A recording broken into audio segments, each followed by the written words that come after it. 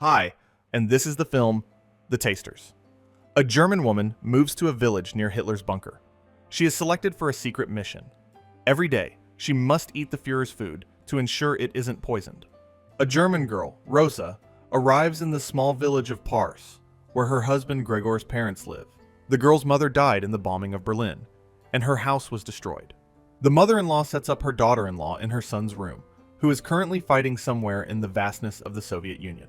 Over dinner, the guests inquire why the Reich soldiers fenced off the local forest. The father-in-law explains that Hitler's headquarters, a fortified bunker called the Wolf's Lair, is located there. The hosts also explain that, due to the lack of men who have gone to the front, the girl, who worked as a secretary, will now have to work with her hands. Hard physical labor outdoors brutalizes a person. However, in the morning, soldiers come to the house to politely invite Rosa into a government-issued black maroon, without explaining why. 6 other young women are already languishing in the back.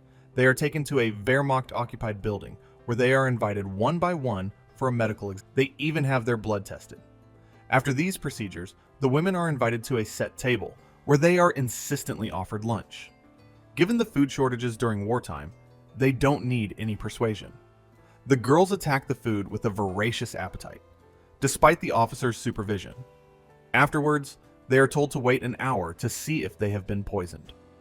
This is the cook's way of testing the suitability of the Führer's dinner. The cook himself is confident, but you never know what could happen.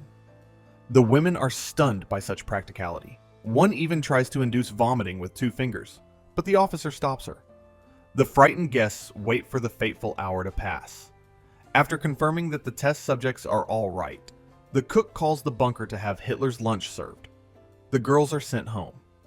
Over dinner, Rosa tells her mother-in-law that she has been chosen to work as a taster for the Führer himself, with a salary of 200 mark. A simple matter. Eat well and pray that this time no one will try to poison the artist.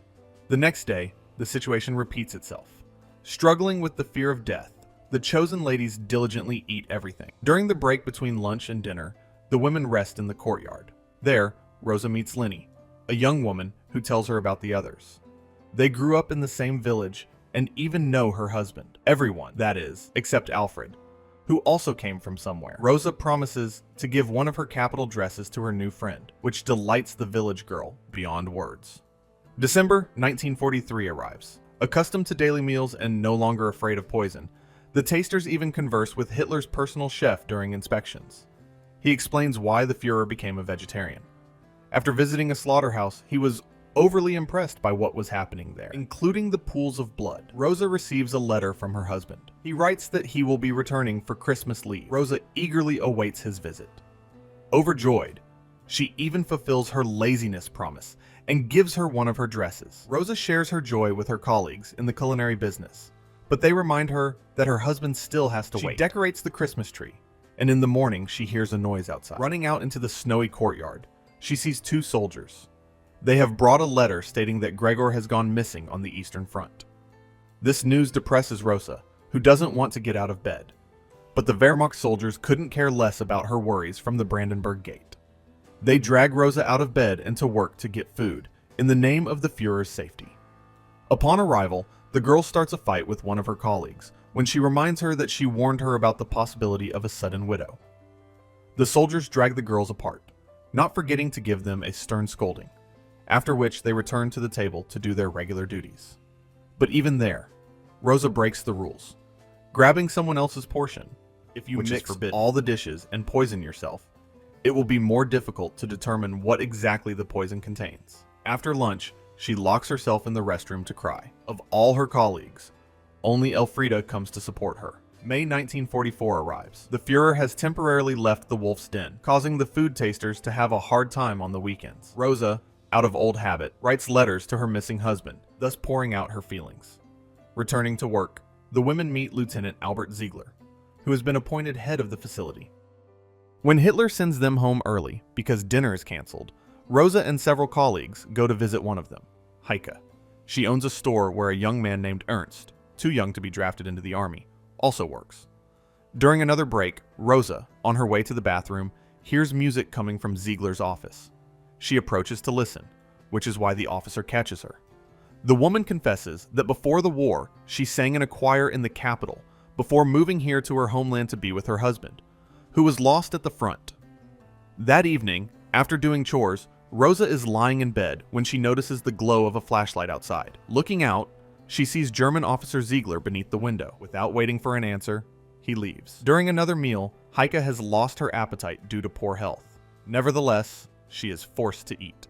Lieutenant Ziegler personally holds the spoon. That evening, Rosa sees a light in the window again. The officer has come to her house again. Realizing these visits are no accident, she stares at him as she passes his office. She carefully prepares for the officer's next visit, dressing in her best clothes. When he signals with his flashlight, she responds with a lamplight, then sneaks outside. Outside, Ziegler pounces on her with kisses, and she responds. They retreat to the barn to do something that would make German cinema famous worldwide decades later. At dinner, Rosa and the others notice that Heike is nauseous. Barely finished eating, she asks to go to the toilet.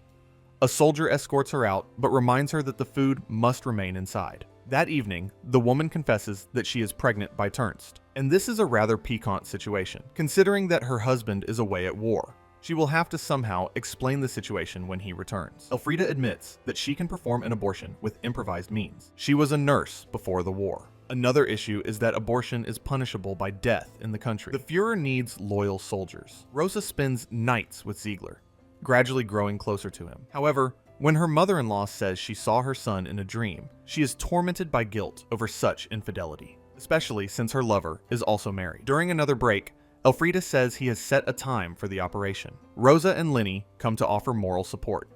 Fortunately, everything goes well. Rosa gradually grows closer to Elfriede, especially during a nature excursion, while young Lenny splashes in the local river. After another lunch, Rosa suddenly becomes ill.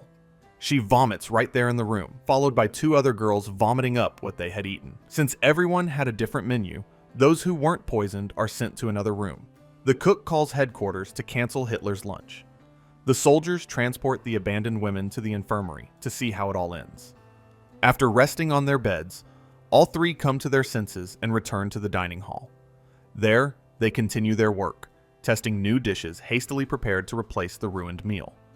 The frightened women refuse to eat, so the soldiers resort to persuasive measures, threatening the machine guns to get them to comply. Rose is forced to obey first. During a smoke break, discussing what happened, Rose asks a rhetorical question. When will this all end? Elfriede confides in her that the German troops, having suffered a severe beating from the Red Army, are in a furious retreat. But in Germany, the authorities are keeping this under wraps, so as not to undermine national morale. The lieutenant summons Rose to his office. He says he was worried about her, but there was nothing he could do. If he had broken up their relationship, things would only have gotten worse. Although this explanation doesn't comfort the girl much, she meets him that night anyway. Ziegler tells her that the poisoning wasn't caused by poison, but by tainted honey that got into the dessert. It's July 1944. In their free time, Rose and Elfriede enjoy swimming in the river and having heartfelt conversations afterwards. Meanwhile, his secret affair with Ziegler reveals the officer's terrible secret. One day, he wakes from a nightmare. He dreamed that he was working in a concentration camp again and was forced to shoot his mistress. Rose suddenly realizes that Ziegler had done very terrible things, killing prisoners, including women and children. This realization fills her with disgust towards the lieutenant. On the 20th, during a break, the women hear an explosion in the forest. Black smoke rises from the wolf den. Believing it to be a surprise bombing, the soldiers order them to hide in a building and then send them to Oswiecim. Arriving home, Rose learns from her father-in-law that Hitler is dead, killed in an explosion, meaning she no longer has to risk poisoning herself with his dinner. However, that night, she hears the radio. Having survived an assassination attempt during Operation Valkyrie, the Führer addressed the nation to quell misguided speculation. Following the assassination attempt, security regulations were dramatically tightened. The tasters are no longer allowed to go home. They are housed in the same building where the dinners are held. After placing the women in bunk beds, Ziegler, frustrated, goes out for a smoke, realizing that he can't just drag Rose out on a date anymore. During the day, an officer summons her, but she says it's over between them. So Sora infuriates Ziegler. He even threatens the girl, but not for long. If anything happens to her, she'll have to explain herself at length. In the autumn of 1944, two things happen: November and the Red Army. The atmosphere in the establishment is oppressive. The scale of the impending tragedy bodes ill for the Nazis. They systematically prepare to burn all documents. Defeatism pervades the Tasters' ranks, too. Later that night, Rosie can't sleep. She goes into the hallway where Elfrida is smoking. Her friend confides that, besides the illegal abortion, she has another guilty pleasure. In fact, she's Edna, a Jewish woman who narrowly escaped deportation to a concentration camp. With the end inexorably approaching, Hitler makes a wolf's den of his own. The Tasters are dismissed as unnecessary and allowed to go home. As they pack, one of the girls is summoned to an officer. Later, she never joins the others in the back of a truck. At home, her mother-in-law, having saved the money her daughter-in-law earned, advises her to head inland. She and her husband will wait for their son's return. He remains missing. However, leaving is problematic. The Wehrmacht has reserved all the trains for its own use, and there are no other options. Dinner is interrupted by the appearance of a German patrol. The soldiers are looking for Elfrida to arrest her for an illegal abortion. One of her friends has finally let it slip. After inspecting the house, yard, and outbuildings and finding nothing, the Nazis, like the Führer's hopes for victory, disappear without a trace into the night. During the day, Rosa returns to the building where the soldiers are actively burning all documentation. The less evidence, the shorter the sentence. The girl asks Lieutenant Ziegler for help in arranging her a place on a train to Berlin. He asks in return where her Jewish friend is. Her real name has been revealed. He also knows that she knew about the abortion, but has covered her up. The officer arranges a date with the girl. That night, Rosa leaves the house and runs toward a light in the barn. Ziegler is waiting there. He tells her to report to the station in the morning, introducing herself as a volunteer. He'll put in a good word for her. When he leaves, the girl calls Elfrida from the gardening supplies. Like in a meme with Gunslanda, Rosa is harboring enemies of the Reich. She suggests to her friend that they leave together in the morning. At dawn, the father-in-law drives the girls to the Telegena station. Rosa brazenly tells the officer at the assignment that they are volunteers, arranged by Ziegler. Having reached the right train car, they see a doctor, whom Elfrida begins to assist. After all, she is a nurse. Rosa notices Ziegler through the window. He has come to catch the fugitive. The girl grabs her friend and runs for the other exit, but the officer pursues them and tells Elfrida to stop. Rosa shields her friend with her body, but when she tries to escape, the lieutenant kills her with a well-aimed shot. Rosa bends over Elfrida's corpse, mourning her friend. Ziegler tears her away from the corpse to throw her into a carriage of the train, leaving for the capital at the last moment. To the rhythmic clatter of the wheels, Rosa looks at her friend's blood-stained hands. The film ends with a brief historical account of Margot Woke, Rosa's prototype, the only survivor of Adolf Hitler's 14 food tasters.